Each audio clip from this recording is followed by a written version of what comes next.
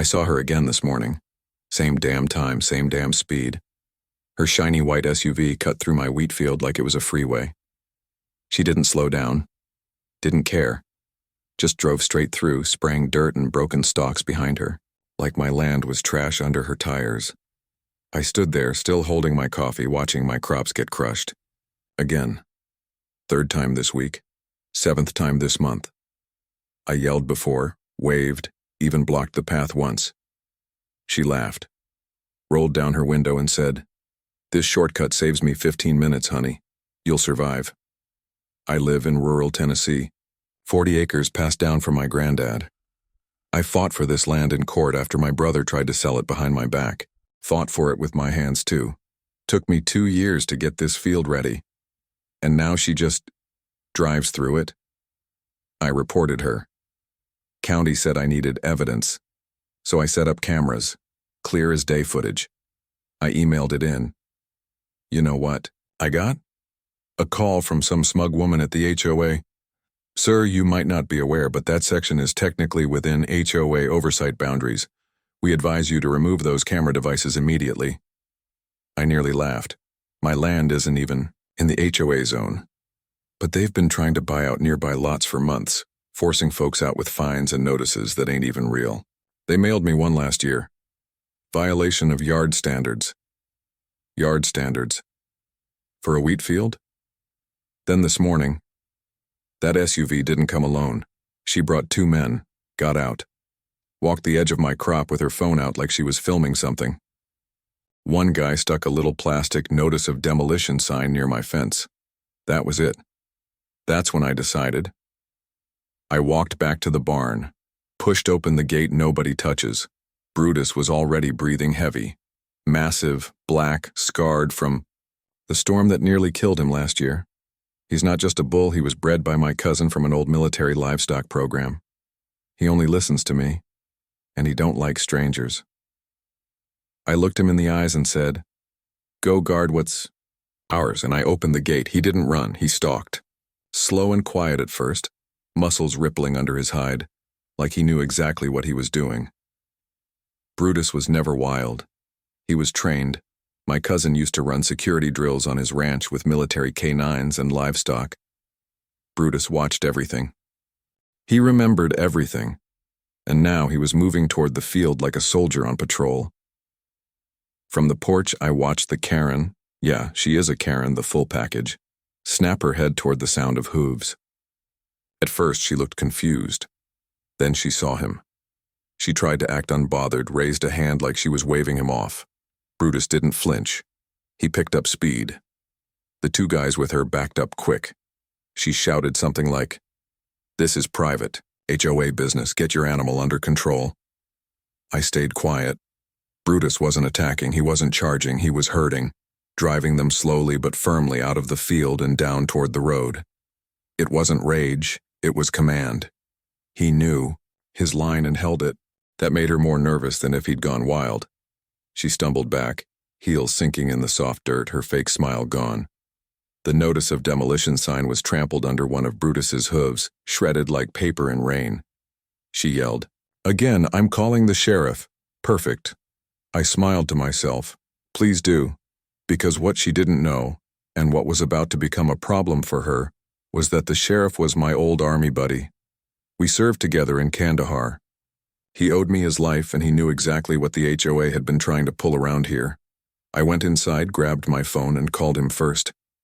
"Tate," he answered. "Tell me she's back." "She brought backup this time," I said. "And she just stepped onto my land. I've got video."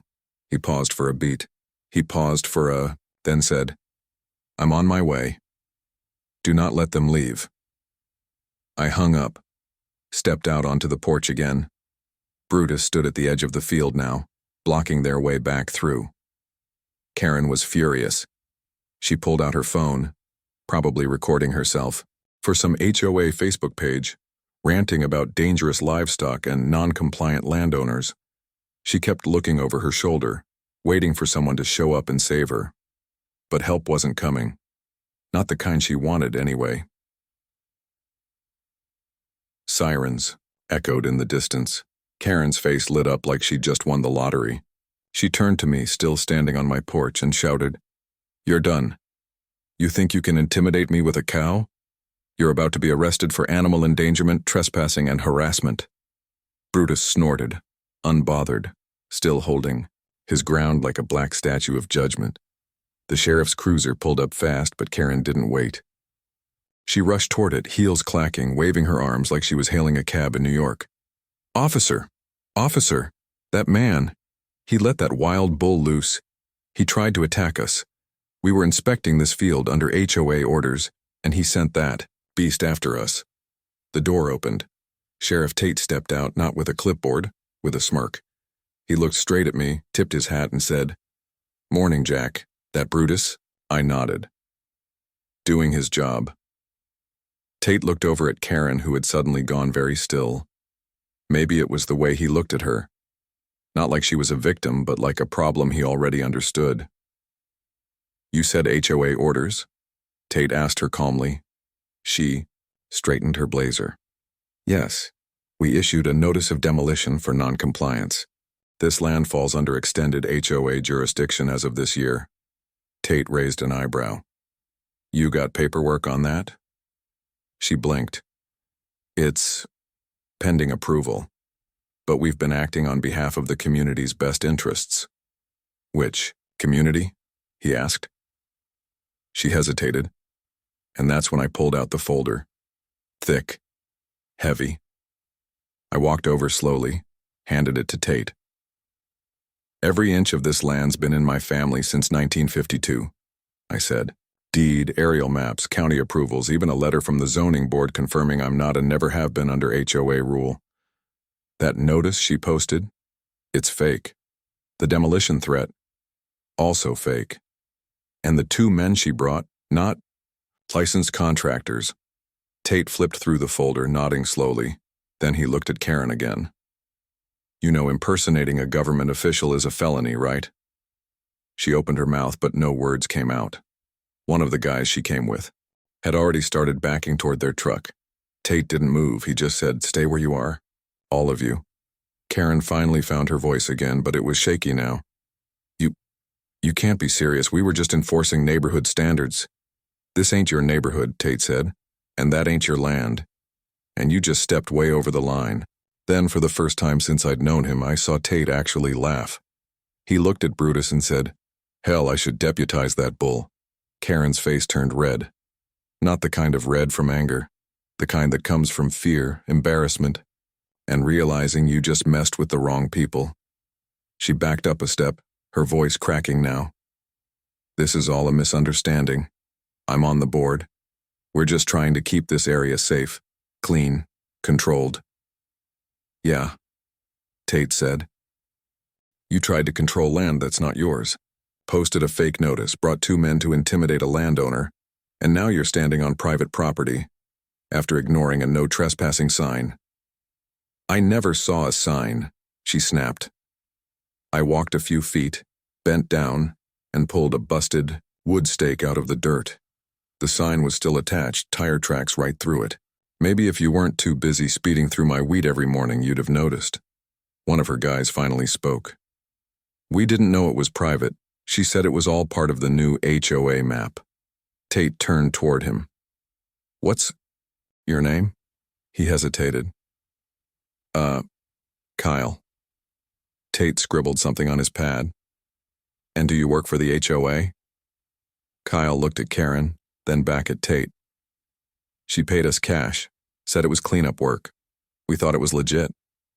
That was it. Karen spun around, pointing at him. "Are you serious? You're just gonna sell me out like that?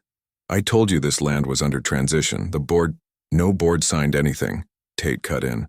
"I already talked to your president last month when y'all tried to fine old man Riggins for having a flagpole. He said you're not authorized to take any action beyond your zone." Karen froze. Tate turned to me. "Jack, you got those video clips handy?"